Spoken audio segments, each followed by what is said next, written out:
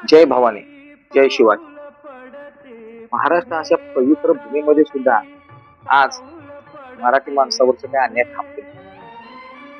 मराठी माणसाला मराठी माणसाविषयी संघर्ष करावा लागतो. ही सगळ्यात मोठी खंत. कारण मराठी माणसानेच मराठी माणसाला संपवायचं जर सुपारी घेतली असेल, तर करायचं काय? छत्रपती शिवाजी महाराजांना सगळ्यात जास्त विरोध तो झाला तो आपल्याच लोकांकडून. सोक्या करून झाला त्यामुळे स्वराज्य उभं राहायला खूप वेळ लागला. सोकिया जर सोबत असते ना तर एवढा वेळ लागला नसता. आज आम्ही बघतोय प्रत्येक ठिकाणी. काल मी एक प्रकरण बघितलं.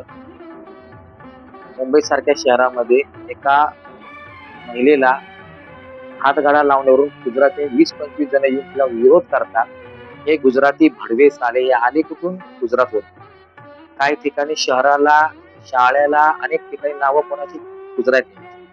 आणि आम्ही कोण झालो माहिती? आम्हीच आमच्या भूमीत परके झालो.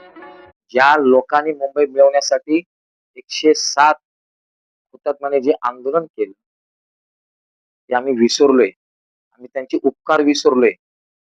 का माहितीये का? कारण आमच्यामध्ये अभिमानच राहिला नाही. आमचा अभिमान पैशाने विकलाय. आणि आता तरी मराठी माणसाने एकत्र व्हा.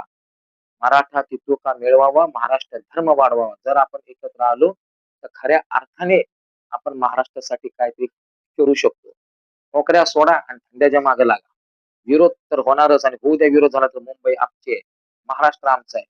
हे येणारे छत्रमोटर भाडेतत्त्वावर राहणारे उद्या मुंबईला आग लागली तर पहिले हेच पळतील. पण मुंबई आमची आहे हे आपण विसरायला नको. बिनधास्त धंद्याला कुठं काहीही झालं तरी सर्व मराठी माणसाने एकत्र या.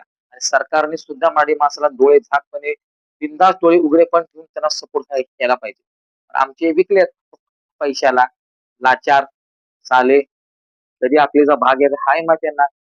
आमच्याच लोकांना धंदा करताना परमिशन लागते. बाकीचे बांगलादेशी, बिंगलादेशी हे ह्या सगळ्या लोकांना कशाची परमिशन लागत नाही. त्याला कारण आहे आम्ही मराठी माणसं.